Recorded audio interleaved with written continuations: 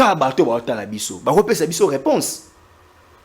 Ce qui fait ego là a kondi ma concurrence n'est héritier té pour y aller héritier na statistique c'est que faire ego là andima ndenge nini na la concurrent ya fali par rapport à statistique té po jour en otanga na loba ke faire aller héritier té yo boyaka sikoyo yo na mituna po yo loba ke faire asali ma muso héritier na salité même mambo fala sala eza 97% on a faire salate mais en moins ndima na la concurrent fali point. Oh, qu'est-ce qu'on dit? Qu'est-ce que yo de tout ça une émission mon tout dans ma génération. Ouais. Ce qu'on fait rigole l'année héritier wa tabaza ta génération moi. T'es ma génération. Alors bon en fait la génération ba sera des leaders. T'es na di ba misara des leaders. Waze kwa panza carré magique. Ouais ba honte. T'es melande na biso Congo to bi ke oh so ezo tambo. Waze kwa ya kuta jibe we la kofi papa we mbaka bango mbala la ka wana. Mais ya na signature panza carré magique. À chaque fois qu'on parle des leaders, il y a toujours la troisième voie. Papa, il m'a dit Kofi va régner. Il va mener à un moment quand il va tout. Tant que il va beta, Kofi a zagati. Ouais. Papa, il m'a zagati. Na la rana succès le mener. Ni tete qui est exil. Ah, papa. Musique, eza betande, binande, tekande. Parce qu'actuellement, il y a Kinshasa, il y a Congo actuellement. C'est que le musicien qui joue Mingi, qui a plus de production selon you, Nandenga Congo A. Nandenga Congo. Nandenga Congo ya 4. Nandenga Congo 4. Ouais, c'est l'héritier. Héritier Watanabe. Ouais. So Nandenga 4, héritier.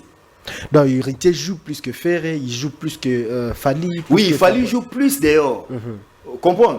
Fali être en Congo, mais c'est pas permanent parce que Fali là Sénégal, à Keboye, Côte d'Ivoire, à Zoniboye, à Betina Poto. Donc actuellement c'est l'artiste héritier qui a plus de production. Nandenga 4. Non, surtout bien Nandenga 4. Ouais, c'est héritier. Héritier oyoka betaki awa, abetaki awa, abetaki awa. Pendant que yo abeta Fali abeta libanda.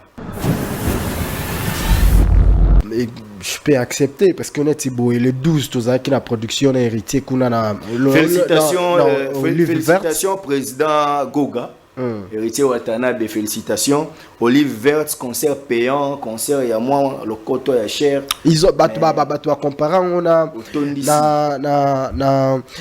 Hilton donc parce que les inséparables ils ont joué ça c'est craché sur héritier quand même non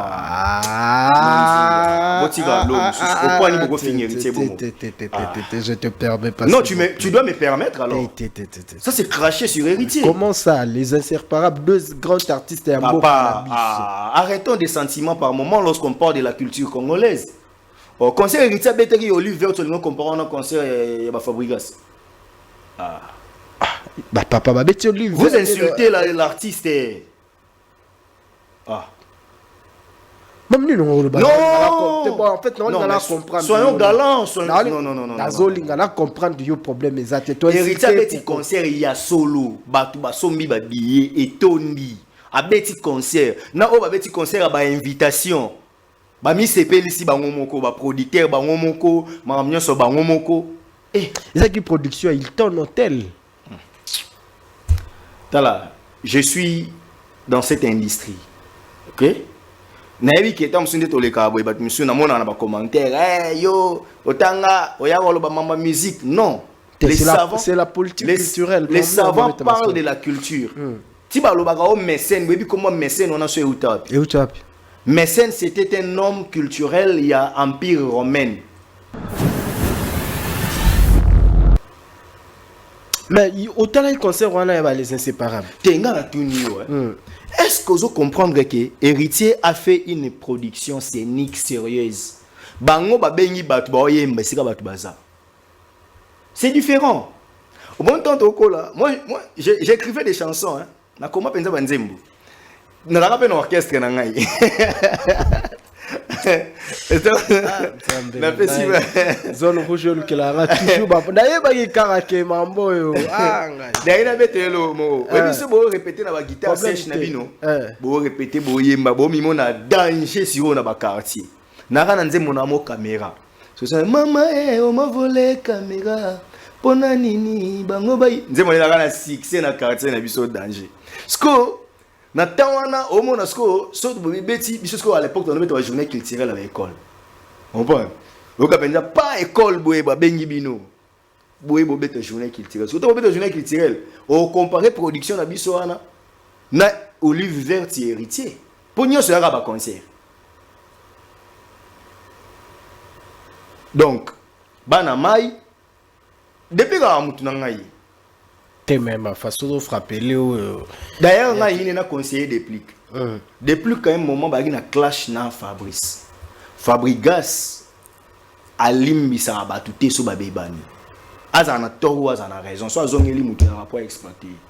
Mais est-ce qu'on est tout le monde a besoin d'exploiter des plics? Wake up bis yango. Oh mais est-ce que le problème est ça, est-ce que azo exploiter des plics? Oh, on m'a dit azo exploiter. Est-ce que vous avez vu qu'est-ce que des plics gagnent dans ça?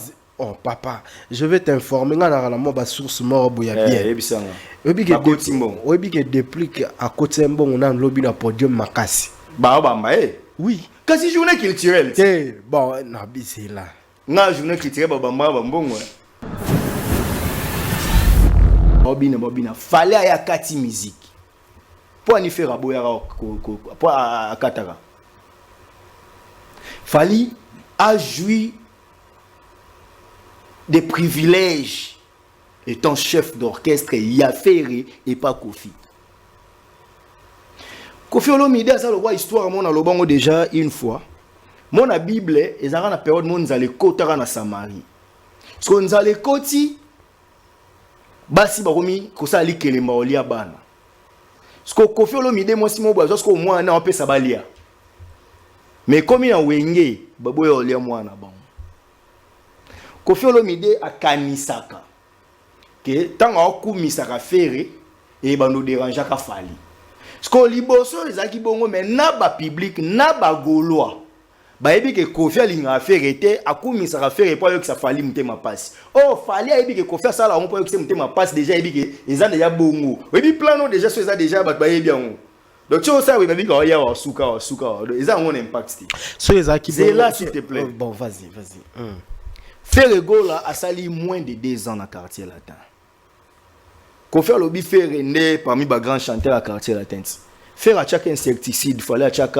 pharmacien tolongoli sentiment to tia na terrain to sa micro baladeur to tunaka bana oyo ba ta bana ya série wana ya 98 96 o ba ta na ba 10 ans to ba adolescent ya série wana nzembo nini beta po biso to yaki mikolo.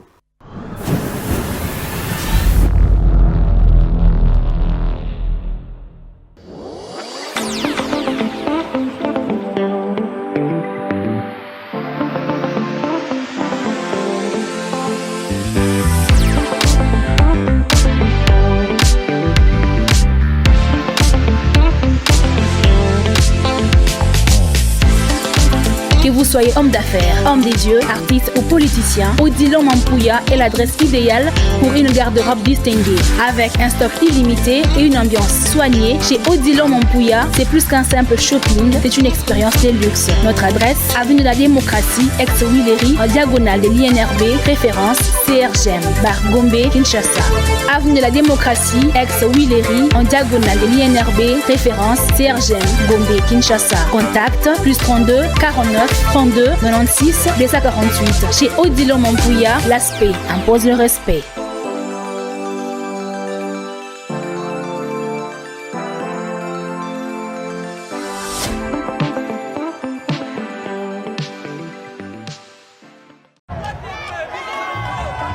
Après avoir enflammé la scène musicale de Paris avec un concert légendaire, Héritier Wata revient pour un show encore plus grandiose. Le 24 mai 2025.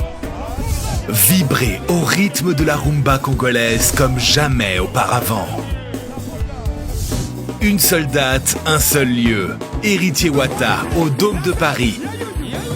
Des hits incontournables, une ambiance électrique et une connexion unique avec son public. Le 24 mai 2025, rendez-vous au mythique Dôme de Paris, Palais des Sports. Vibrez au rythme de la rumba congolaise comme jamais auparavant. Une seule date, un seul lieu. Héritier Wata au Dôme de Paris, le 24 mai 2025. Les places sont limitées. Réservez maintenant. Mesdames et messieurs, bonjour. Zone rouge, zone ya turbulence. Encore une fois de plus, un grand merci. Nabino Bandero Balandara, zone rouge partout.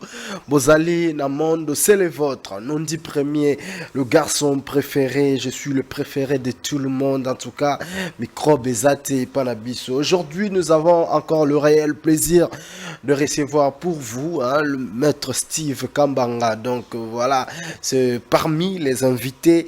Oh, tu raté, c'est au Bengi, nabi que présence naïe, ils ont la bénédiction na plateau na biso. Non, tu raté mission na mais c'est Steve T et c'est lui notre invité de cet après-midi. En tout cas, bonne installation téléviseur na bandero nyonso tu bazuli baku ya Rolanda biso pour la première fois. Boye ba que cette émission c'est un vrai moment de l'information, un vrai moment de divertissement également. Alors date la Coste c'est déjà date et voilà, c'était le 12 avril na théâtre de gymnase de Maribel. En tout cas binomo bomona ki ndenge uti koleka awa na Kinshasa Héritier Watanabe uti kokwisa date naye. Donc le 12 avril abetaki na Olive Verte awa na Gombe awa, et puis de l'autre côté les inséparables Fabrigas et Déplique Pombanians également ont livré hier leur production pour la présentation de leur album Les Inséparables. D'autres sur la Maramia sur tout stade de France plutôt. Il a fallu où en sommes-nous, mais qu'est-ce qui se passe jusque là? Date Ezopé Samate et voilà, et puis quelques actualités pour me camper au toucher avec monsieur Steve Kambanga. Je vais ouvrir le champ pour Toyamba. Maître Steve. Bonjour Maître Steve. Bonjour Nandi premier, bonjour Nabandego tout Bazolanda Bisso. Un réel plaisir de répondre à votre invitation. Merci. Qui d'ailleurs je signale qu'il aura raté moi quelques émissions ces derniers temps. Et faute paix à problème technique, problème logistique, tout ça. Néanmoins, Dieu a fait grâce qu'il est l'autre répondre à l'invitation au peut enregistrer. C'est un réel plaisir de t'avoir, surtout à Yosa Beaso Mutna Bengi. À part problème tout tangi mais tout bien à Ubambat. Tu dis que la zone rouge c'est déjà un plateau pour le tête comme vous. Donc là te recevoir à bateau nous surtout vraiment te bateau belé ba bengara non dit to les dans zone rouge mais oya opé sa matière ni let's boy avant tout banda ba émission ba sujet na biso il y a musique où il y a art, tout mes canons, tout pétama solo, tout les cas sur les inondations. Maître Steve, tout Hollanda, tout vivre, bassin, voilà, bisonne surtout. Ndenge nango, kuna na changu, inondation salemaki, 2 jours passés, tout vivre en awa, na ndenge ya Gombe, vraiment, na plein de vie, et ba inondation, makasi mingi. Tant yomoro talaki ango, Maître Steve Kambanga, tu t'es dit quoi? Comment on a biso na ba situation? Très bien, non dit premier. Au moins déjà inondation na niveau où est salamelaki, ezaki inondation due à une catastrophe naturelle. C'est-à-dire c'est quelque chose inhabituel. Maï est dévié na niveau ya Congo central, bateau bayebi bateau bavanda pe bakota ba maï njito bateau bayebi mama maï. En 2019 ngana kenda osala ba enquête moko na Inga ba investigation oyo bayebi sabiso que moni dik ndeza kawana ce qui est débordé les qui drague maï abimaka na lina ye. Et on a compris que maï et yaki na lolenge bongite quoi. Et sikoyo tango ye il faut eboaka kaka. Tango ezo boaka ezo jeter kobanda kuna il faut ya boye na njili ezo ki rivière njili po ezaki canaliser ya rivière njili il fallait que na njili tie ki koboaka isu na fleuve. Qui malheureusement il y a des endroits où écoutani li ya rivière eza non respecté. Donc li ya rivière eza non respecté. Mai lokola kutipo bato basala batanga biologie ata mtatanga belete mais au moins na diplôme ata na cycle ya humanité au moins bato tozo ba cours à biologie ba yebisa biso ke eza na substance mo ezaka na force roi maïté Vous comprenez donc quand l'eau ayaka alongola oza liboso na parce que l'eau a une force. So ka kutaki bo barricade ki bo chaki ba mabende bo chaki ba nini mais l'eau a ses pouvoirs ya rolongola. Parce que l'eau a kutaki déjà li eza violé. Parce que azo luka nzela. Tant azo luka banzela nda koti na ba habitation. Ndio ko ya komona ke ba ndeko na biso ya Matete ya quartier des bonhommes bazindi. Oya komona ba ndeko na biso ya Limete Salongo bazindi. Bandeko na biso ya Limete Ndanu bazindi. Bandeko na biso ya Njili 8 kota pépinière bazindi. Bandeko na biso ya Petro Congo. N'en parlons pas. Côté ya abattoir na CD Payotte ba Lempulu ba Oseka. Pour nga pena ramona kine. Ça se voit, il faut comprendre. Donc navanda na Limete Salon on a venu de la par exemple ton tangi bandanu on moi tu vois. Et ça moi na fanda na Limete na de la paix. Limete Salon. OK. Donc na beta balle na terrain conseil. Donc na yebi ba venu wana nyonso côté wana nyonso. Na yebi na ngambu na biso to na bandanu to na ba Petro Congo koko na biso na lupangu na Oseka. Donc na yebi Kinshasa penza. Parce que ba côté wana nyonso na yebi ke ba dindi. Maintenant eloko sikoyo na koloba esali pasi parce que eza catastrophe naturelle. L'État a reprévoir nini yo ebité lobi nini ekokoma. Mais sauf que l'État pe azalaka soki mamba bongo esalami bien que ezaki na budgété parce que c'est que les gens oublient. Pona mona bat ba finga pe wakonzi. Bosale le côté barosa neti ndenge nini na minute wana budget esi ba vota. Budget à un exercice ya année au 2025.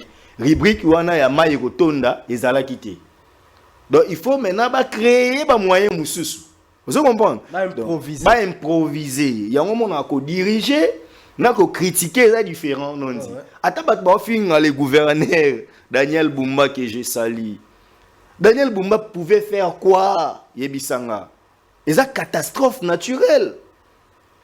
Néanmoins, n'a que comprendre que arrêter à la ministre d'État, ministre des Affaires foncières, Excellence Akassia Bandoubola, et lui raison, la nature et pessier raison.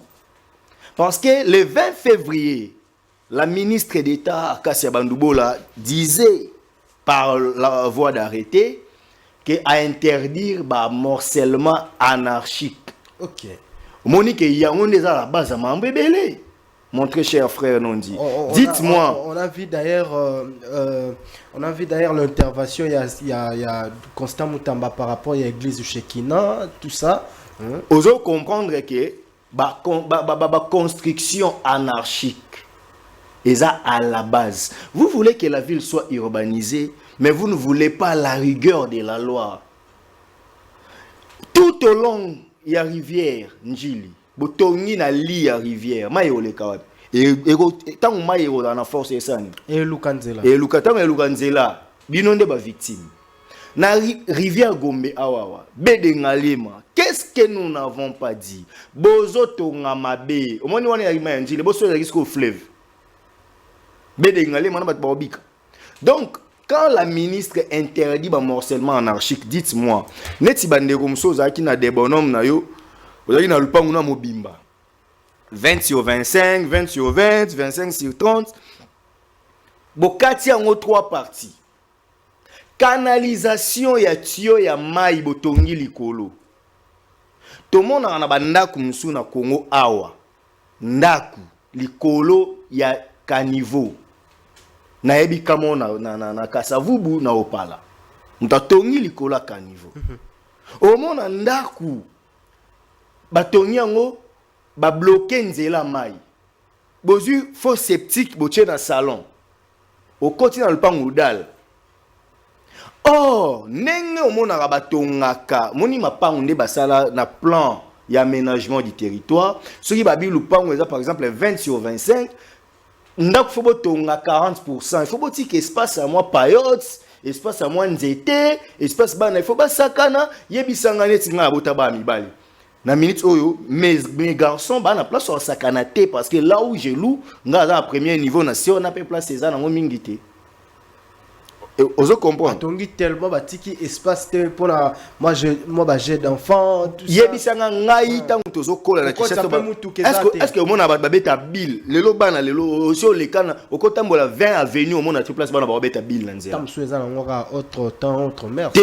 Autre temps autre mère té. To baby si. Omoni la ministre Akasia gère tout ce qui touche au sol. Elle a dit ceci. Tonganda kunayo metika espace bana pe basakana bana babando beta nzango tokola na kina babeta akebo babeta geoli na kati ya ba mapangu na biso mais lelo be espace wana ezate kata mais bizarrement ce sont des syndicalistes et agents d'affaires foncières ne ba téléma pour dire que arrêtez wana ezamabe ezo respecter ba normes et respecter ba normes neni o ba kufi baza batuti yo ga si soki arpenter o géomètre akufeli ndeko akozonga na logique wana que atelemela arrêter non on que la nature a donné maintenant raison à excellence à Kassia Bandou. Alors il faut tout ça pour résoudre vraiment ceux qui pour éviter pour éviter cher monsieur vous êtes propriétaire vous êtes concessionnaire soko linyo teka lupangu soit oteki mobimba soki okoteka lupangu na yo soko okata yango limite fait à 3 arts donc soit 10 sur 25 ou 15 sur 20 ya suka yango wana soki oza déjà na se 10 sur 20 to yebi bakata kata wa ozwa mikandati donc l'état yebi yango te ke la création d'une parcelle yebi yango te poto éviter biloko ba ministre ya tutelle ya makambo yo il faut ba luka ba créer plan moko urbanistique. Ici je m'adresse au ministre de l'urbanisme Crispin Mbadou que je salue son excellence. Ministre aménagement du territoire Guy Luandomboyo. Ministre qui chargé la ville Didier Tengue. Faites une synergie pour ça plan. Vous comprenez? Caniveau faut pas curara yango. Pour pas caniveau musupeza wana ezala ngo munene ezala ngo épaisseur mais zelo tondi bazo curer te maita moye à mon espace te abimi. Et surtout Congolais comme une logique mo boya boire à salité mingi na ba caniveau. Donc boire vraiment soit moni moi 2 3 2 ans soit l'équipe autant boire que ça ta boire kana. Ce qui sko ba kangi bato wana bolobi te tracasserie bozonyo ko la biso na mboka na biso. Vous comprenez? Mais nous devons être rigoureux. S'il vous plaît, des fois, bandeko, oba tambola langa, surtout à mon toujours à moto rapidement pour la bambouteillage européen. So, na biche vers na mon côté au boire à bord hôtel, kende côté que mon est la côté au boire que le boire que là. Moi, je ne sais pas boire que yom to bon samboko. Parce que la moto m'a dit Joe soit na zalaki via la moto na ita to ya bois qui on andela na kitana zo moto mususu bandeko to bongisa mboko biso moko ezaka l'état te l'état dans la part na biso pe bandeko to na part na biso. Très bien.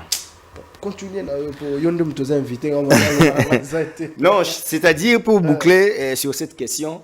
Chers Congolais, nous devons savoir une chose, que Mboko est Bisso. Soutenons l'arrêté de la Mineta à Kassia Bandoubola interdisant les morcellements anarchiques parce que nous avons vu aujourd'hui que Batou, Bazako Yokate, au moni secteur et affaires foncières à Makam. Taneti notre information, la ministre d'État, ministre Kassia Bandoubola, a occupé que ça dans le gouvernement, dans le conseil des ministres.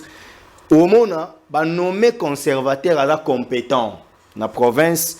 Chef de division ya cadastre mais gouverneur azobo ya ko notifier pour faut bacha batu ya tendance na ye bacha batu bandeko na ye bacha batu ataza maele te pour na gouverneur faut bacha batu ya obédience na ye on a gouverneur na biso actuel te ba gouverneur ya ba province. OK. Or la ministre d'État, ministre des Affaires foncières, azali sur le plan national. Yé azawana pona ko sala makambo ba affaires foncières ya Congo mobimba. Parce que certains gouverneurs ba nommer mutu, yo lingi ba nommer mutu na yo. Donc yo ne faut pas ce ministre mibeko. Or, partant du principe ya parallélisme des formes inférieures à koki ko casser décision ya supériorité. Yamomoni a expliqué dans le conseil de ministre, avec ça, une note d'information pour nous dire que que désordre élevé assainir ce secteur des affaires foncières. D'accord. Merci beaucoup. Bon courage à Madame Acacia. Donc voilà.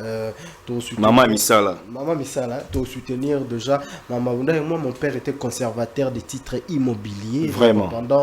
Pendant plus de 50 ans. Ça vient depuis à l'époque à Mobutu. Je crois c'était parmi le conservateur. Il y a Liboso, il y a Zahir à l'époque. Okay. Tout ça après, Toké, Équateur, Mbandaka. Okay. Moi, je comprends pourquoi vous voyagez jamais. Donc il s'y connaît, il peut pas conservateur et puis pas conservateur ba boya recyclate. Il y a les loba comme boya. Otinda na mbanzangu wasiliki. Yango voilà donc voilà. Donc on a yebi vraiment côté voilà mon secteur on et puis bandeko presque toute la famille ça n'a pas affaire foncière donc tout est bien. Voilà, tout côté la musique et j'ose croire que maman casse côté Zali on dans des zones rouges et tout quoi soutenir on a ba façon tout et voilà. Alors Didier Lacoste avec le 12 na théâtre de gymnaste Maribel. Sa toute première production na sol européen. Mais c'est quoi tout le monde là nanu na mona ngote franchement. Pour Piaka Yandengo en tout cas c'est mon vieux na habité qu'est-ce qui s'est fait mais tu se retrouvé dans ma camba bon et pas Didier Lacoste on a ce qui mutuma lo ba qui na vie Didier Lacoste faut qu'il y ait un concert en hôtel yo moninini tu penses quoi par rapport à tout ça? Didier Lacoste d'ailleurs c'est encouragé, en fait Didier Lacoste c'est un ami pour moi, c'est un grand frère mais c'est un ami et combo ya cantateur ngam na pesa ye. Ah bon? Combo ana linga mingi cantateur ngam na pesa do cantateur c'est-à-dire un grand chanteur. Archi chanteur mon ami Aner Obengaye parfum d'hiver ngana bengi cantateur parce que c'est vraiment un ami. Lecture nanga na sala et ça que Didier Lacoste n'a pas compris c'est Maxime qui dit carpe diem. Il faut profiter de la vie. Didier Lacoste n'a pas vu autre temps autre mers n'est Cicéron loba au tempora au mores. Didier Lacoste a bimi ça, c'est par là la solution en 2007. Succès. Non ba combattant ba comment il a force il pouvait jouer ba Olympia ba Zénith. Didier Lacoste a bimi si rouge. Bonyoma. Didier Lacoste a bimi si c'est que bien. Circulation mutambu.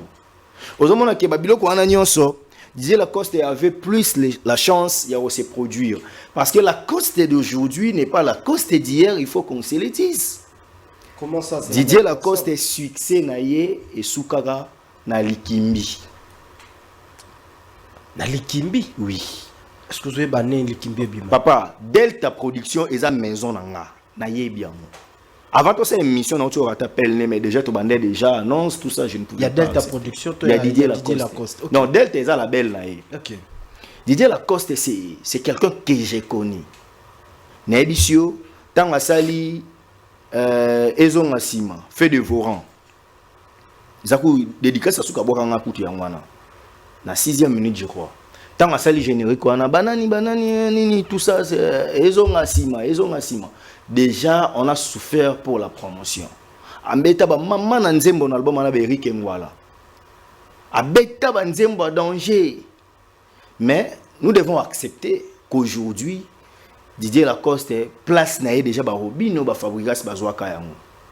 Vous comprendre parce que tant Didier Lacoste obeta oyo balance oza nango Kayungula qui pouvait rivaliser Lacoste après Fali et les autres. Tu comprends que Lacoste est assiégé et Sikawana. Mais aujourd'hui, nous devons accepter la réalité triste que Lacoste est l'élo. Et puis, erreur aussi. Tant que vous bêtez l'eau, connaît des concerts, il y a poto, ou dans la souffrance, il y a promotion, bah bête à moins nzembo moi il peut accompagner. Ben oui, mais Didier Lacoste a bien si banzembo. Ah, c'est que et ça déjà parti à banzembo bandé aussi mbati. C'est quoi Redis à Messi. À zappé l'actualité Mais Redi a mis sa bêtise quand même, tout le monde nostalgie et jouer rôle. Hein, bande kobaye parce qu'il faut bayoka. Redi Amissi a fait la bonne promotion. La bonne promotion. L'équipe Didier Lacoste, où ils ont les locaux gérés, communication, promotion, en tout cas, moi je vous condamne. En fait, non, le Mbappé me souhaite parce que Lacoste c'est mon ami. Mais des fois, quand il lui dit que non, prise. Vraiment, ça là on a beau aïe zela et Simba aussi peut-être, mais en réalité bateau ba vraiment gérer communication à Lacoste ba on est ba fautif makasi parce que il fallait qu'il ba miser na promotion. Mais tout le monde a rappelé artiste mususu ba on mo ba s'impliquer dans la chose. Mais pourquoi ceux qui ils ont bonnes habitudes, un artiste a un produit. Il faut l'entourer na bato bako salele misala wana à cause aye moko chanteur ye moko danseur ye moko guitariste na podium mon côté oko yemba e moko bini mais guitare faut battu musuba betelo marketing faut battu musuba sala communication faut battu musuba sala management faut battu musuba sala vous comprendre donc la likolo na ngoza yo d'abord un bon yango na lobit avec les moyens de bord tu as vu Didier Lacoste se battre à multiplier des missions mais aujourd'hui et puis si résultat ni mais si écoute si Didier Lacoste pour la production na ya Maribel oyo ce que zala qui structuré alinga fanda promotion salami tonga to za na biso bien tu as compris les lorsque ba mo sekaye ba golo ba zo sekaye humilier tout ça. Non, ce sont des choses qui arrivent.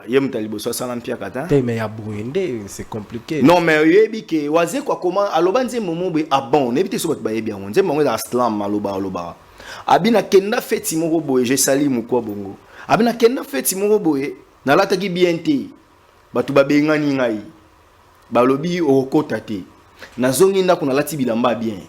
Tant on est na fête ba pesinga biloko kolia na bandi ko sopa yango na bilamba misuni na zocha na ba poche ba bi munko bongo beli liboma na bite na beli liboma te bo inviter ki ngate bo inviter ki nde bilamba na ngai po nga mutu bo ki ne besoin te ba bi que le fait que muta sokola e concert na yo ezala sacrifice et si bat ba sombe ba billet ezala ka bat ba sombi ba billet ngobongisa mo lobaka poza mutu non artiste mususo bo na yebi wana non on change maloba to lo barake mo pesa nga couleur siko yebisa nga Lacoste pesinga mbongo pona lobe bongo na bi ezala rapeke ah déjà kaza mutu na o menga ba mise congolais so ba batna nga ebele faire aza mutu na honte te faire a mo ngiringi nga na mo kasabu to ba voisins te maza mutu na honte te to mesana ndete mais na za ennemi na ete lobelaki pe malamu te na lobelaki malamu par contre so eza na mutu fa remercier ngeza faire.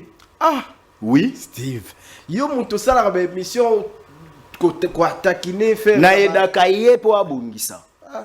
Mon. Oh. Net ne ba teka ba biya ING na ba malewa. Soki na lobby écoute. Soki na lobby que professionnellement ils a bongo te. Est-ce qu'il na fini faire? Les ventes physiques pour la banque. Ah. Tout ça l'air ya numérique, papa. Bando beta masolo ya ba Fnac bando beta masolo ba mais na obi la numérique so esimbité c'est là je vais aider mes chers amis gaulois. Je n'ai aucun intérêt de descendre l'artiste Ferrigo là. Je n'ai aucun intérêt. 6 mois j'étais conseiller à Ferrigo là. Nengene bisa Ferrigo là a multiplié plus ba concert na Kinshasa que na Libanda parce que prétendument concurrence oya luka ko sala na fali on dirait il faut abandonner la martyr azoba soutien ba vie na e ba sa o ba ko sala pour concurrence on dirait na kin ça peut passer pour fala beta na kin troté ce que Libanda c'est fali si je pouvais conseiller Ferrigo là c'est d'arrêter ba concert à diaspora il y a Europe atika robeta là acha ba concert li suite à travailler non ba producteur bazoya hein ba producteur bazoya ING yango ba producteur okebite ba robeta mo pe 2 jours ndenge zo kende principe ce que za randé pour beta 2 jours il faut ça sold out c'est libosoti oui que Nadida Serena no ba kosara sala sold out mais ndeni ba beta deuxième jour te ba kala 2 jours ba pesa y raison en salle que bon ba border mais tu es suite en fait je n'ai aucun intérêt au moni ezobimaka lokola moni mambo la coste na lobby au lobby que na linga la coste na linga faire été non linga faire été ndenge nini mais vente physique yo monyo ko yebisanga nondi longola oyebi le mal ya rapport aux présentateur moi mais nga linga moi na ba présentateur tout ça le moi li solo et que le roi li solo olingi to sola ni na facilité olingi na lingi ko facilité ngai yo na ndambu ya koyeba oyo yo yebi na ndenge mambo etambola lelo na industrie musicale balongolaka billetterie numérique bakoma na vente physique. Bon, ils ont dépendre de l'organisation. Président Ferro, mais même si ma pratique moi existera sur le plan professionnel la musique. Ce que bolingi to betele ka, moi ko betele maboko za ko encourager les mal. Ngalo ba ngoso mutako silike la biso ba tutoleka ko ça ba analyse oyoyo eza fali. To cheka ya en danger. Comment ça? Lui il se bat pour garder cap, pour vendre musique, mais biso to ya et puis ba musicien musu stopper ça ba stratégie pour ba ça bien pour ba kokana e. Monter to sunga falite. Yebisanga soki tobi pena to kende bien to tikaka ba golo ba ça la vente physique ba se kalibanda ta ba se ni musique congolaise mais biso ce qu'on a kati to lo ba te les golo asi président faire auto cette émission parcours awa d'ailleurs on a PC mbote au moins lui a comprenait que ça parcours émission na ye soki li solo ya orchestre ngiringi à lobby ceux qui solo orchestre qui tambo lobby ceux qui ya wenge au moins ya ezali parcours mais alobaki bagolo baleki ba warrior na ebele bagolo ba ça la plaisir na mutu na bango quand même numéro 1 na bino bibo c'est belé mais boko somba ba billet boko mission vente physique c'est l'insulte à la mémoire collective d'une nation yo kimsika webi. Comment tu peux t'imaginer qu'un certain nombre de personnes vont insulter Nation Mobile? Non, mais écoute, pas à acheter les bleus. Écoute ce que j'ai dit. Président Ferrego là, na émission, il y a confrère na yo, Thierry Kambundi. Alobi, ayebi ki ba warrior baza. Mais lo ya yebi ba golo, ba leki ba warrior na ebele. Ba warrior ba muketi.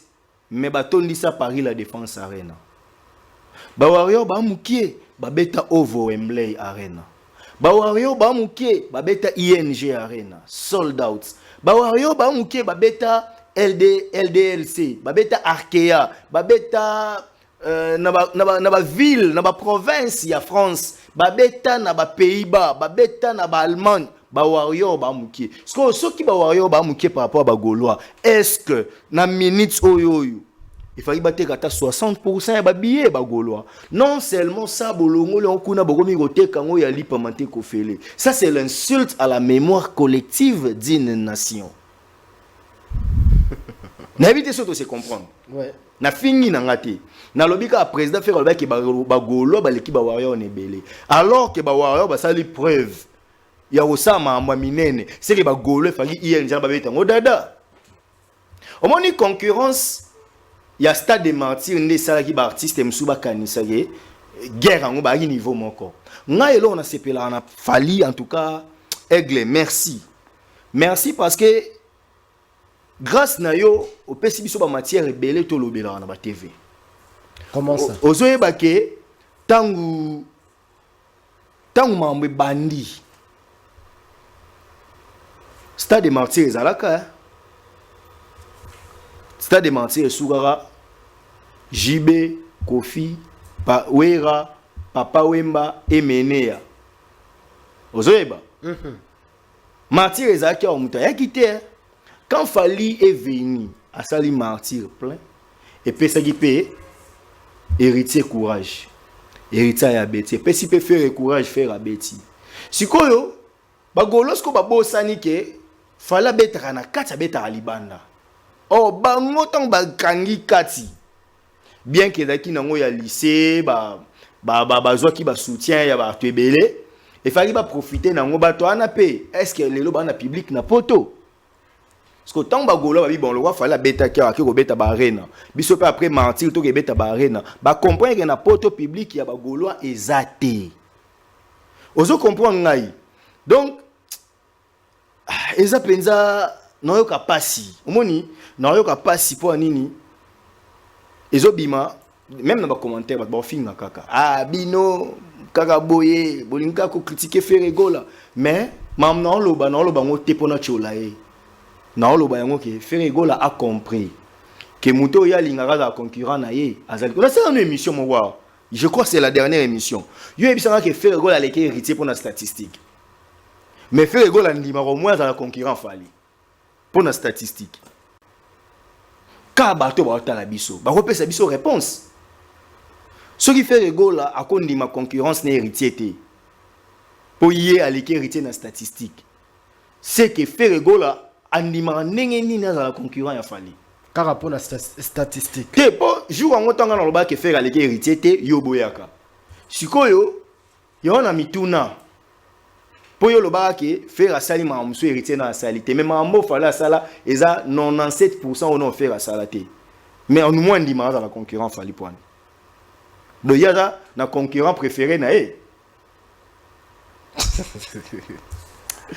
Faire beaucoup de concurrent préféré mais ngala lo bayi bon. Te fali na la concurrent préféré ya faire. Faire linga aza la concurrent. Génération dengue Congo to tchara que. Au faire à moi en 76 héritier à moi en 82. Te ba génération monte. Bo ba génération monte. Oh, qu'est-ce qu'on dit? Qu'est-ce que yo de tout ça une émission mon tout dans ma génération. Ouais. Parce que faire rigolo l'année héritier wa tabaza ba ta génération monte. T'es ma génération. Alors, bon, en fait, la génération sera des leaders. T'es na dit ba misara des leaders. Oaze quoi panza carré magique. Ouais ba honte. T'es melande na biso Congo to bi ke oh so ezotambo. Oaze quoi ya kuta jibe we la kofi papa we mbaka bango mbala ka wana. Mais ya na signature panza carré magique. Nga eba mama musique naebi ya auto bengo. Donc si oaze quoi panza carré magique, c'est que ça peut possible. Et ça peut très possible pour les lopé ba musicien musuba zala. Voilà, puisqu'on parlait de famille. Et puis soko olo ba mambuye ba leader wana. À chaque fois qu'on parle de leader, il y a toujours dans la troisième voie. Papa il mana kofi ba régner, boye ba emene à un moment kanga bango tout. Tant ba nzinze zo beta, kofi azagati. Ouais. Papa il mba zagati. Na la na succès wa emene. Ni tete akende ya exil. Papa, musique, eza betande, binande, tekande. Parce qu'actuellement, nandenge ya Kinshasa, nandenge Congo actuellement, c'est que le musicien qui joue Mingi, qui a plus de production selon yo, nandenge Congo a. Nandenge Congo. Nandenge Congo ya kati. Nandenge Congo a kati. Ouais, c'est héritier. Héritier Watanabe. Ouais. So nandenge kati, héritier. Donc, Héritier joue plus que Ferré, il joue plus que Fali. Oui, il fallait jouer plus dehors. Comprends? Fallait mettre en Congo, mais c'est pas permanent. Parce qu'il fallait là, Sénégal, à Kéboye, Côte d'Ivoire, à Zoniboye, à Betina Poto. Donc, actuellement, c'est l'artiste Héritier qui a plus de production. Nandenge à 4. Non, surtout Nandenge à 4. Ouais, c'est Héritier. Héritier, il y a Betaki Awa. À Betaki Awa, à Betaki Awa. Pendant qu'il y a Beta, il fallait Beta Libanda. Vous avez donc, Nandenge à 4. Moi, je pense que c'est héritier. Ouais, bon, après, ça, je peux accepter parce qu'on est Thibaut et le 12, tout ça, qui a la production héritier qu'on a. Félicitations, président Goga. Héritier Watanabe, félicitations. Olive verte, concert payant, concert, il y a moins, le coton est cher. Ils ont battu comparé, on a Hilton. Donc, parce que les inséparables, ils ont joué. Ça, c'est craché sur héritier quand même. Non.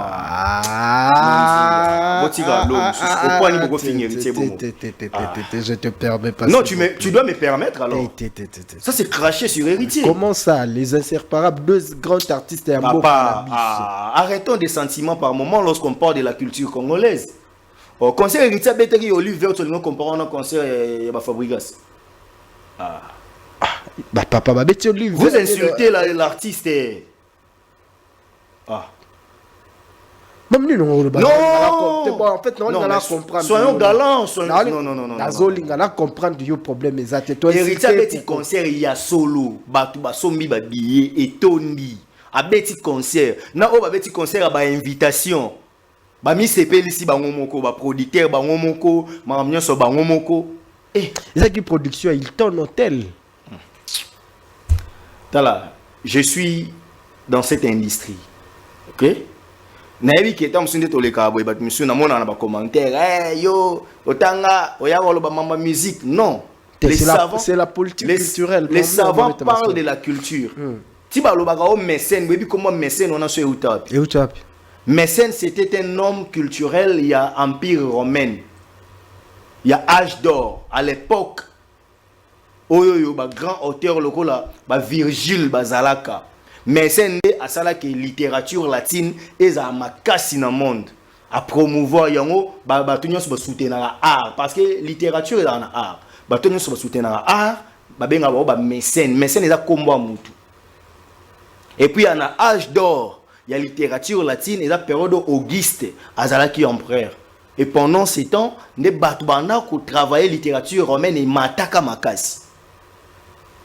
Si vous avez baraté, grand avocat, le Cicéron, bazaki ba homme culturel. Na lo bien parce que neti boyo benginga na lo baté pour na linga vie na pe ba baté. Tu sais que tu m'as pris na rina musala. Ouais, ozaki na pour le respect. Pour le respect. Il y a yo na public au Pébalinganga. Je suis venu parler. Ce que yebisanga na lo ba penza mambiya sérieux ya culture. Na beta masola concert héritier yo ko ça concert les inséparables. Oyo yo moko za journaliste oyebi ko comparer ngote. Te même faut comparer pour Fabregas Sabo ya héritier, tout comparer penza ya solo. Mais il faut nous comparer quand même. Moni même Fabregas Sabo tche ba caméra te soit vandi. Aye ba ko sa tembene héritier.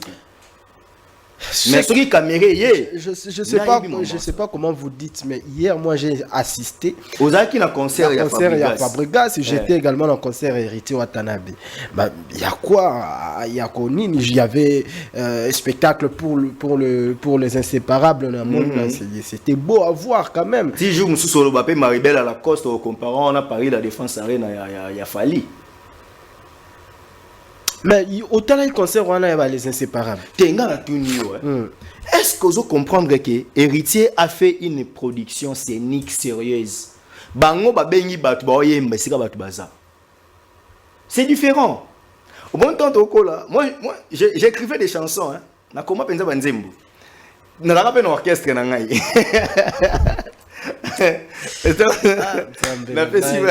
Zone rouge que la toujours d'ailleurs ba karaké mambo yo d'ailleurs betelo mo biso bo répéter na ba guitare sèche na bino bo répéter bo yemba bo mimo na danger si on na ba quartier na kana nzembo na mo caméra so ça mama on m'a volé caméra pona nini bango ba nzembo na kana succès na quartier na biso danger sko na tawana au monde sko so beti biso à l'époque on avait une journée culturelle à l'école on peut au kapenda pas école boye ba bengi bino boye bo beta journée culturelle so to beta journée culturelle on comparer production na biso wana na Olive Vert héritier pour nyo sera ba concert donc bana mai depuis ka mutu na ngai même façon de frapper d'ailleurs là il a conseillé depuis quand même moment il y a clash na Fabregas alimbisa abatute so babebani azana toro azana raison so azongeli mutu na rapport exploiter mais est-ce qu'on n'est tout le monde a besoin d'exploiter des plics wake up bis yango oh mais est-ce que le problème est-ce que azo exploiter des plics oh au moment où azo exploiter est-ce que vous avez vu qu'est-ce que des plics gagnent dans ça? Oh papa, je vais t'informer dans la source mort boya bien. Oui, que déplique à côté bon on a un lobby na podium makasi. Oui. Quasi journée culturelle. Bon, na bisi là. Na journée culturelle bamba bambongo. Na na chanteur mon boy David Mimma ne peut soit kenda pi. Ya na bando yimba. Oui, bien la journée culturelle bambongo fort. C'est tout ça y na bana côté na bino. Oh prêtre nous mon boy alinga ya quartier. Bon, tolo baké nenge déplique babamba mbongo wana ne carrière ne bongi. Na lobby boy. Est-ce que vous que déplique? Est-ce que déplique on a besoin babamba mbongo na podium, toi on a besoin ça la carrière. Est-ce que vous que album na bango les inséparables. Ils alla qui ils a distribué la maison de production Moba Somba Kiango. OK. Donc déplique à Somba le pango des gens à travers mbongo wana kotaki. OK. Ils a bénéficié à déplique toi à Fabregas. Oya bon mi balé. Pour déplique pas tu as droit voisin. Ah mais droit voisin problème exact. Ba ta wa sombi le pango. pour na mbongo wana ekoti est-ce que Fabregas il faut est-ce que partage est équitable wana eza problème te basombi lupango okosomba lupango il y a 50 000 mais tu méritais lupango mais azalaki na ngote papa okosomba lupango à 50 000 alors to za ko Fabregas ad mama be non ne masquons pas notre pauvreté ngai na badai ko zela la bango zela na bando zela na ebi que oza communication na bango te ngaza bit na zela expliquer omoni ne na boye so sombi lupango na njili brasserie 15/20 oza lupango papa lupango et bon soki mbongo oyo sombe lupango ana tu mérité ya mbongo ekoke ko sombe lupango na GB tolo baga loko sombi ya njili brasserie ça va déjà oza par lupango non n'avance pas que depuis que sombi lupango pour l'album il y a les inséparables est-ce qu'il méritait ça avant lupango wana est-ce que zalaki na lupango wana monisco c'est ko comprendre ngati na lobi boy oza na zéro oza na précarité financière oza na mbongo te osali musala mo boy faut ba devoir yo $200,000 mutu ala ya pesi yo $5,000 o sepe la pose aki na mbongo to comme na $5,000 mais est-ce que $5,000 ande yango mérité qui sur 200,000 problème te to betel sur la parcours à Koffi Olomide héritier azana ba œuvre et puis héritier a corrigé bango parce que bon corriger bango côté pour héritier pas à qui paye bango te mais héritier a beti concert ya solo bango ba beti netra ba système journée culturelle au groupe mon boyer il y a ba vieux talent ba beti na Saint Théophile na Lemba c'est normal to ben on ra production parce que yo bon on a grave présent na Hilton déplaçons à Hilton au compagnie obi il y avait ba Boubou Lionde la bazali na kati tuzaki na ba vina biso nani nemun ve Boubou la équipe concert à René Soso Pembe lobby pe René Soso Pembe betari avec wapi na catalogue arena ezaki Ernie abetaki na pourquoi moi j'étais là de babanda inde kuna ba kesu na Hilton na lobby OK concert ya René Soso Pembe ezalaki Ibrator abetaki na concert on te na concert na ye na 155 oui Ibrator abetaki mtolo bande bato bazalaki na Willy Musheni Kodambo kazalaki na kati donc na yo concert na komi munene pour bato otangi bayaki oui ba cadre so to moni déjà ba cadre ba yo on a déjà tout ça oyebi ke nos aboué o bengisa pe faire gola yo betela mo non anniversaire oui si so na mbongo mais oui so so yo betela mo non anniversaire ne concert wana ya anniversaire wana ndefo o comparango na ING Arena ya Fali les problèmes ezaki toi na deux dimensions yozo linga olongo l'héritier place aza oya na bango esika les inséparables baza niveau monté baza ata mukete héritier wa beta scène musicale ba spiritas bosomba babiye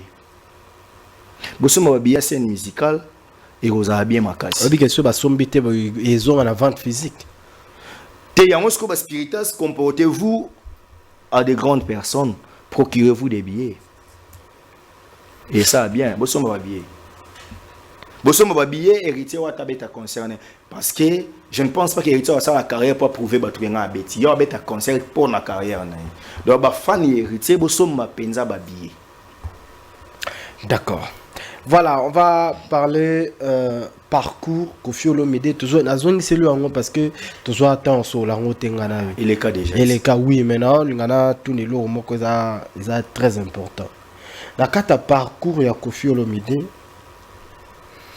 on n'a pas vu Koffi citer le nom de Fali. Attends.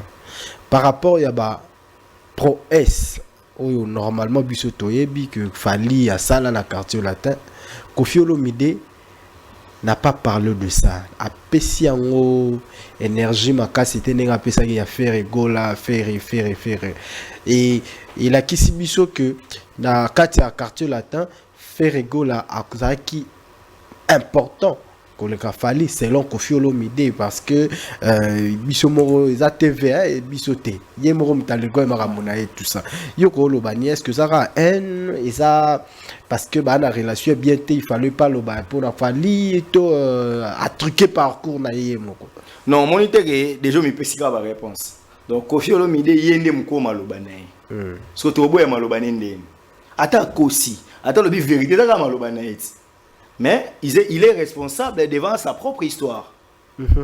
Comprends? Son histoire et c'est ngato lobango. Mais ce que yemoko asala autobiographie à kosi. Biso to constater ka. Vous comprenez?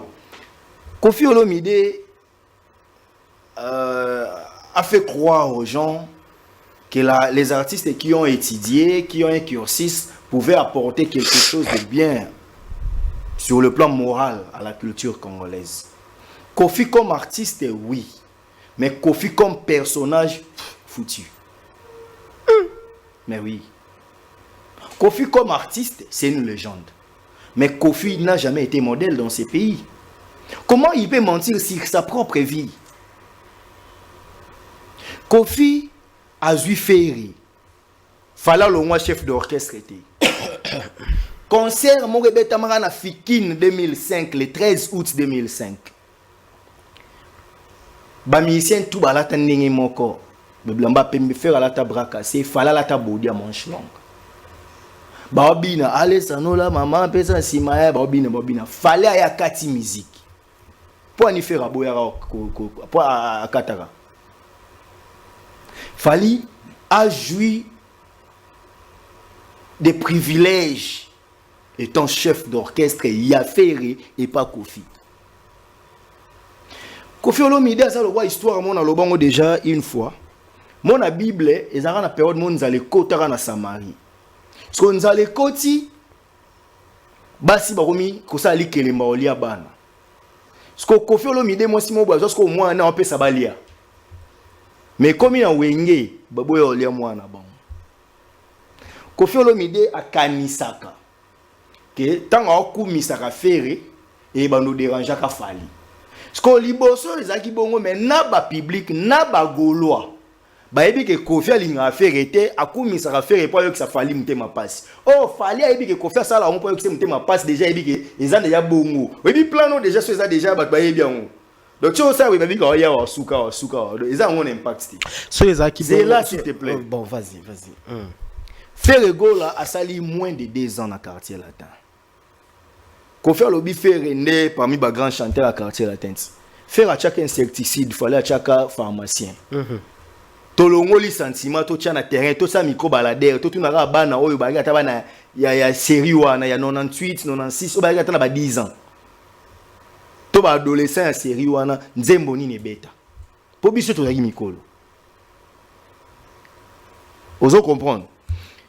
Si Koffi pense que faire à la mona wenge na mona go papi le prince et Koffi te kumisa mwana yo faire à la biso faire c'est jibe wera faire moi lo binga na za wenge ce que moi te Koffi azomi bimisa ridicule likolo ya haine quadra ozara je crois sauf erreur de ma part la gradué en maths physique nena yo kaka. Donc on fait tanga université. Papa nga koma test na koma mémoire na yebi pas sur tanga. Vous comprenez? Koffi salela mayele, tu n'es pas obligé d'accepter Fally mais on est à parcours. Faire pas la ligne aux concurrents Fally mais pourquoi émission na ya parcours à la qui à l'aise tanga comme Fally. Fally combien de fois na ba plateau. Nga pour appeler ça ba référence Marius Muunga ayamba Fally émission ni mo ndo cha tablette boy. Ah oh, chanteur congolais Ferry Gola. Ouais, ça la boulot bien. Fally ils sont toujours à l'aise. Fally na plateau papi mo malobango Ferry, n'a pas problème n'était. Ce qu'on point ni Koffi doit nous mais et là on a sepela gubino boche kate. Pour bino bolinga polémique. Tant on tira tout nié mais à on niveau le bel mamba Fally habite à apporter belé na quartier là. D'ailleurs kutu nzembo boyeye mutalobaka to cha nzembo liboso ne frakata. Azaka na raison t'as les simba monete pucha imta sala boya sala. Côté wana bozia ngote. Nga na récupérer côté wana. na comprendre que Kofi azaka na souci à Fali. Sko omoni moi Simon Boya Rasko alinga ko kaka. A tenter bozonga ni simbita comme ce qu'on critiquer partout. Alors ko selo na makambo. Vous comprenez? Donc c'est comme ça. Kofi Olomide mérite mieux s'il comprend que il doit rester et si kabako respecter. Akanisa teke ko clasher Fali, ndeko sala ke batu balobake puisque azo clasher Fali, ba Gaulois, ceux qui ba Gaulois ba incapable yo so ba billet na bango, il y a 16 000 places. Okuna selon mes informations na yoka ke ezape na configuration mukie. So ba ko somba te. A plus forte raison, ba sombi ya leader na monter ba yo somba ya yo Kofi. Pourtant, je crois que les Gaulois sont bien habillés. Aïbi que basangana Adidas arène et tondate. Aïbi que basangana na bafé. Ba esi mbate azamo bali azarana ba Kofi fil na ba Kofiets. Abeta ba concert na ye Quadra. Voilà, tout comme qui na. Est-ce que le Quadra mérite le respect? Ouais, je sais. Parce que yem on m'a net dans le baboué. Baba bo manquer Kofi respect. Oh, je peux pas le faire. Moi mon problème est que Kofi ayebake na place azawa na kotika ni musique to wana respecter kaka. Mais est-ce que azo ça la forcing moko boye papa na loba on a plateau na yo Etienne Tshisekedi wa Mulumba Mukishi via tikalo comme président comprendre mais azana parcours ya blague te na politique mais moi na ya nyoko mingi te le roi papa mais président Félix Antoine Tshisekedi Tshilombo préside na destinée ya mboka o moi na leka papa. D'accord. Donc, on est rapidement, ça jusqu'à quand Stade de France la date? Le Stade de France, et comme 2026. C'est pour très bientôt. 2026. Non, mais vous devrez savoir une chose. Fali ne fait pas. Mon différence à Fali et les autres. Fali pour pas ça la mamouté pour battre kanisa qui fait ça là. Fali ça la pour accomplir ma rêve né à carrière. Vous comprenez? Le Stade de France, la date est là. Ngana ibi date. Mais le local là canon officiel balobi tenga rolo bango papa tika biso yebisa biso est-ce que nga izela yebisa biso 2025 na travailler ka pas Fali 2025 non attends na travailler pas Fali parce que yebi ba source ndeni oh mais naza na ba information na nga mais le quoi na bi je n'ai pas qualité mon endroit il y a un problème de qualité tu ne peux pas rester quelqu'un en justice si tu n'as pas la qualité bobimisa mamba chat data on dit que chat data on botila on va tout mal à l'aise bino yangonde bomisi batu bino ndem kasi yangonde bomisi batu ba la coste ba se retrouver na 4 bomisa batu ba faire ba se retrouver na 4 ba faire abeti ba à Saint-Pierre vente physique ah OK donc voilà félicitations Kisinjora Vienjora pour Chadat na lota no bomisi ba musicien kangi bino 2025 boba biso banane Stade de France bino ba warrior bino ba warrior Stade de France ezali ngata on a monnaie kaka que ba Alexis Wechi comment est-ce que Fali so beta on a 2026 ezala bien ba comment proposer 2026 ba comprendre ba mo que date Stade de France 2025 ezala té tout na ngani ngape na zana analyse na ngai je suis en train de voir ozeba ke ba arena ezakana album ya Formule 7 na métier Formule 7 ezali sur na succès ou ezaki na ngote il faut falloir bimisa au puisque à la terre et si ya on appelle sur awat na bisio que la coste parmi peut-être sur des chèques nezake arine lo on a marché té s'il faut que falloir bimisa album na urbain et sous 2 mois à succès on appelle Stade de France et Betami et oui ça bien moi je vous dis une chose naebi moi Stade de France et Betami 2025 to 2025 moni moi wana soki et Betami na moi wana te za reporter d'accord mais biso tobi kalba y juin te déjà jointé eza jointé pour ça jointé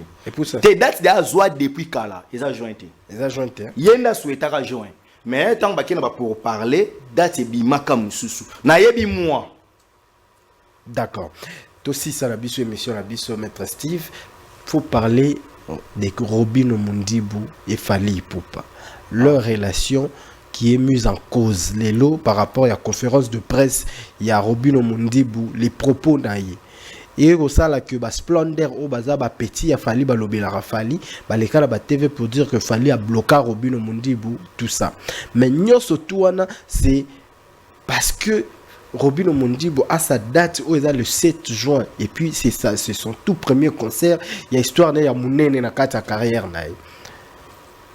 Toi tu peux dire quoi? C'est quelle analyse tu fais par rapport à la circonstance comme la Robino Lelo, na grand frère na Falipo? Moi ce que je peux demander à Robino c'est de garder son calme, de faire la promotion de son concert. Robino aloba ki na landa ki abiwa na la vie na nga. So ya bloqué ngoza na ngomba liboso te. Via gangela nga kutu. Ezara tutu kaluji na fali nde bagangela raye. Robino yo vanda na fali, oyebi que quand quelqu'un est le numéro 1 avant la gloire rébellée, c'est normal que bat barapembe na épée, bat na bat pe bazana ba approche na bango. Mais moi je ne pense pas que ce qui Fali a un problème avec Robinho. Oui, il y a c'est il faut tout même on a les médias. À mon humble avis, Fali, bon moi on a TV hein. Bon moi on a Fali na TV. Je me permets quand même de le dire. Contrairement à ce que les gens pensent, Fali était un artiste très humble. Trop même. Contrairement à ce que vous voyez. Maintenant je félicite son équipe de communication. Bateka et Penza Mobutu. Sauf qu'il Fali, il est très comique. Alors c'est qui sont Penza. Vous comprenez? Fali n'est pas ce que les gens pensent. Sauf que à ta rigueur. Vous comprenez? Si Bolingo il qu'il fallait qu'on gagne la marcosiste. Il fallait qu'on gagne la musicienne a été. Mais pourquoi est-ce qu'on va Splendor les cas qui prononcent ça non, Splendor c'est une tête bien faite. Une tête bien faite mais il fallait bien bonne tête hein, bonne tête. Mais Splendor c'est pourquoi lobby bon. Mais ngana lobby boy. Likambo ya yana leki. Obi nze momo lomboti. Likambo ya ngana ya pa botika bango. O ngana ko souhaiter Robinho a réussir dans le concert nae. Mais est-ce qu'on réussit en dernier Robinho dans le Baraza Warrior? Ba Warrior va tourner contre lui. Non ba Warrior té. Oui, ba Warrior tout le bandé. Té ba Warrior hein. Oui. Yo ga sinde biso nenga leki na TV bo janga je le Warrior. Oh. Bino bo sala ba public on est la public a Fali. Mais ceux qui déjà quelques communicateurs soit aux Splendor na mona Lisa Queen atangi kombonaye parce que y a dans de konanga Lisa, ok d'accord et puis nani Merveille Rambo déjà il compte déjà na ndenge ya nini aujourd'hui ba comme na ba guerre contre Alexis Wechi parce qu'Alexis a soutenir Robin Omondibu et Splendor et les autres vont soutenir donc moniteur est équilibré. Batumisu va soutenir Robin. Mais Robin wapi faut soutenir. C'est ici que je demande la maturité de Robin. S'il a besoin de son grand frère, il pense que les relations devraient continuer à quitter Batouté, à sa cop nae, à sa promotion et album nae. D'accord. Voilà, merci. Parce que officiellement fallait le bité qui a bengani Robin pembeni nae. À l'obité que Robin relobé la rangate. Vous comprenez? À l'obité que Robin peut en abandon, il fallait péter mon tatine. Vous comprenez? Donc Robin yé mon abandon quoi apprécier Fali vienne. Fali pas salinine à booster à petit. Donc sur ce, Robin doit se concentrer sur sa production scénique. Avec un concert le 7 juin. D'ailleurs, je demande à Congolais qu'il y ait concert à Robinho le 7 juin. D'accord, merci beaucoup, Maître Steve. Très bien. Aussi, si Nabiso, on a libéré quand même pour Batouazo Zelayo. Vraiment. Merci de les comprendre. En tout cas, on devrait quand même le faire pour t'honorer. Tu es un gars bien. Et j'ai dit un grand merci à Batounions. En tout cas, Faustin Ngoyi, l'intendant. Na pesi mbote Faustin Ngoyi na pesi mbote na batutu balanda nga vient nga Gauthier Bele les rois d'Angleterre merci na yo merci en tout cas na batutu oyo ba soutenir nga penza donc boze Bele nga sko avantage bato ba soutenir nga balinga penza na bwaka bon mingité yo bien nga penza donc ce que soutenir maître c'est que ozela no libanga te parce que mes émissions sont plus scientifiques que na penza na mais je salue quand même mes enfants. Je salue Steve Précier Kambanga, Chris Love Kambanga, Shadai Kambanga. Je salue toutes les filles, donc Keina, Anna, Godé, je salue tout le monde à la maison. Donc, restez branchés dans la zone rouge. Lorsque le moment sera opportun, nous allons y revenir pour discuter sur la République démocratique du Congo. D'accord, merci beaucoup, mesdames et messieurs, ça n'est fini pour aujourd'hui. Alors, bon, bandeko tout, bandero benganga, kotunanga, Julia Kenda wapi, tout ça. Ah, Julia Kanengo. Bandero tout na bandero bisabino karake, boza calme, Julia Zali, Julia Zaki un peu na moi. Petit souci, hein, en tout cas, moi et tout le bango izalaki mingite, mais j'ose croire que semaine où avant ici la Bormona, le retour, il y a Julia Kanengo et puis il y a Rokusala, une semaine où on va présenter zone rouge, Yemo Kongala aux appels souhaité pour après prochainement, bon, tout au nom de Kenda Wapi, donc vous allez comprendre que c'est une famille, voilà. Je vais dire un grand merci, Nabandeko, surtout Bazo Kanisa ko soutenir, Bisso, on a vraiment besoin de ça. Lelika nelo moro anniversaire na ngeleki anniversaire na ngeleki ata différenté public ya bon ata différenté non dit premier na bino. Alors il faut national remercier quand même bateau yo ba soutenir nga pour l'anniversaire na ngai. Merci na Guy Basket des continents. Yagi Basket des continents K2 Kotaki et Pakolami Kotaki. Merci beaucoup Guy Basket des continents. Et merci également la Fondation Éthique. Pour la Fondation Éthique, Jolie Ilunga Fondation Éthique. Un grand merci grand frère Jolie Ilunga Fondation Éthique. Bisogno surtout Éthique Toebi que Yondem Toza Papa Nabiso. Un grand merci également na Massa Elohim, hein, ingénieur Elohim na kati ya agence ou na kati ya World Service, en tout cas Elohim, un grand merci na yo ingénieur Elohim et le PDG Fabrice Ngelo clé de la ville Yemuta Fungola ville Yemuta Kangaka ville, un grand merci na yo PDG et la dispatchante maman Nathalie Voula. Maman Nathalie Voula, la dispatchante na kati Angola, un grand merci na yo. Et puis bandeko ya Angola boebi titoliaka Angélison toliaka Mujope Sabor ya maman Angélison Mujope et bambote la bino boza calme toya wana na Angola kala mingi teza faute na biso te le travail ndem toujours kanga biso makasi kotoyo voilà na pesi ya papi matalatala matos bambote na yo. Et puis tokoti de l'autre côté ya Matadi bandeko bayebi que pour na kokende Matadi soki okutani bien sûr na foule te, hein, on l'appelle foule, le boss Thierry Vango, le boss du pépinière Matadi. Donc bandeko na ngai il faut to kendara, hein, kolia na pépinière Matadi resto Matadi pépinière resto Matadi et Longe Bar pépinière Matadi et puis Night Club pépinière Matadi. Donc kunande côté tokonda rosala ambiance ya biso nyonso tu pas boss Thierry Vango bino moro boye bien. Grand merci na ba massa tu ya ba DJ Ross et na pépinière Matadi et puis DJ Bulldozer Maestro DJ Stevie na kati ya pépinière Matadi na kanisi bino mingi et puis le manager Fabrice Itofe et puis le manager Gigi. Donc deux managers Otozarana Bango Yangoana. Et voilà, et tokutani prochainement on a habité ce qui na bossani masalanga Lionel Lukusa et puis na bossanité Grâce Njenje.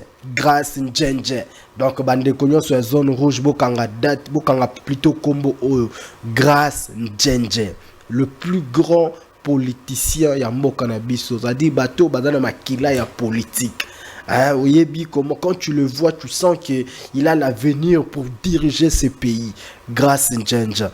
En tout cas, force à toi, mon frère. Et voilà, Tokutani prochainement. Ciao. Un grand merci à Christlin, le grand réal à la régie. Donc voilà, zone rouge.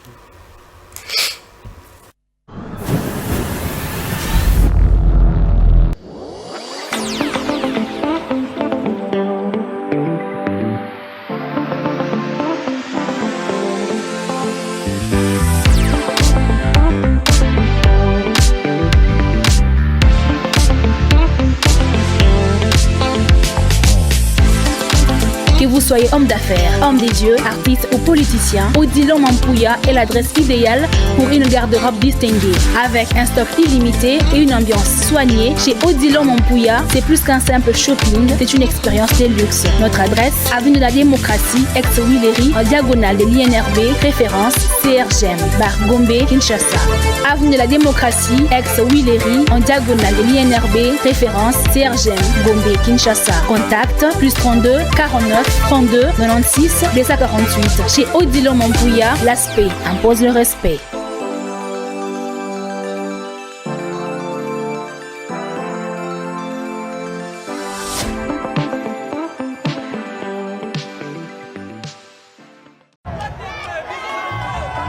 Après avoir enflammé la scène musicale de Paris avec un concert légendaire, Héritier Wata revient pour un show encore plus grandiose. Le 24 mai 2025. Vibrez au rythme de la rumba congolaise comme jamais auparavant. Une seule date, un seul lieu. Héritier Wata au Dôme de Paris. Des hits incontournables, une ambiance électrique et une connexion unique avec son public. Le 24 mai 2025, rendez-vous au mythique Dôme de Paris, Palais des Sports. Vibrez au rythme de la rumba congolaise comme jamais auparavant. Une seule date, un seul lieu. Héritier Wata au Dôme de Paris, le 24 mai 2025. Les places sont limitées. Réservez maintenant.